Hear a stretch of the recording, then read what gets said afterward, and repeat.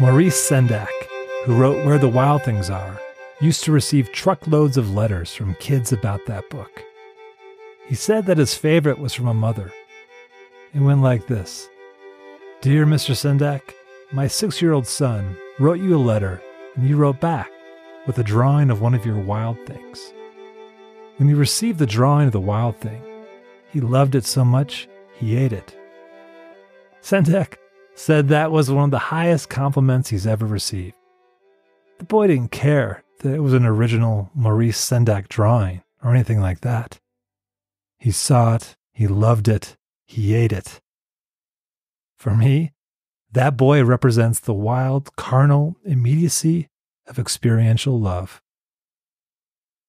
I was reminded of this story in light of reading the Gospels, John chapter 6, where we have Jesus feeding the 5,000. He's walking on water, crowds are pumped to see more miracles, and then Jesus delivers the bread of life discourse and tells the crowd to eat his flesh and drink his blood. At the height of his popularity, Jesus goes off-brand, proclaiming this is how God abides in a person and a person abides in God. The radicality of ingesting God. What daring sacramental language. Even the Song of Songs doesn't go so far as to say something about eating flesh and drinking blood. Yes, the pursuit in the Song of Songs is hotter, heavier, and with loads of heartache. The cyclical, intimate desire, pursuit of and being pursued by the beloved is all right there. But it begins with the sweetness of a kiss. The carnal immediacy of eating flesh and drinking blood feels different, feels more obscene than sweet. And, for good reason, it seems like many desert Jesus after this filthy speech. The point that struck me this week is that John's gospel makes very little of Jesus feeding the 5,000 and walking on water. I think because John's gospel juxtaposes desire and fascination met in externality with abiding nourishment residing in interiority.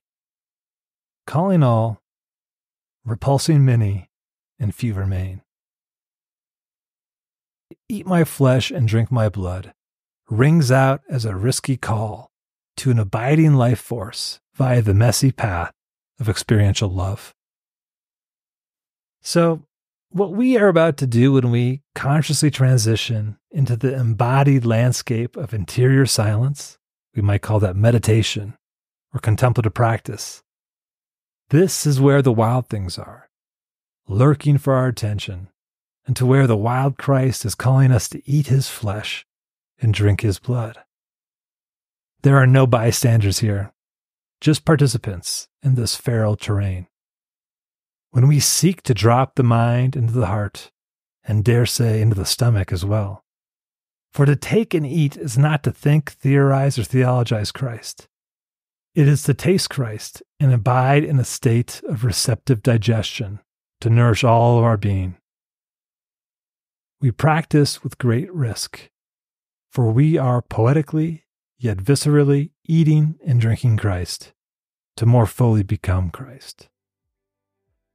And it only seems appropriate as we drop back into the musings and wanderings of our daily lives that we echo out the words from Max, from Where the Wild Things Are. Let the wild rompus begin.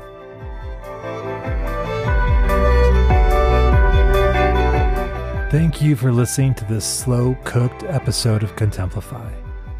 May its delights spark wonder, and may any sour patches be sweetened by their folly. Head over to contemplify.com to find the show notes for this episode, sign up for the monthly Contemplify non-required reading list, and also the weekly contemplative practice, Lo-Fi and Hushed.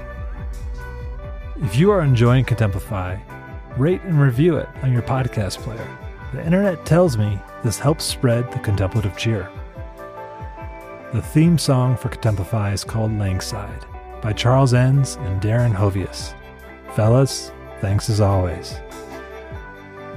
And of course, I am looking forward to bringing you more musings and more conversations with contemplatives kindling the examined life in the world. Until then, be well.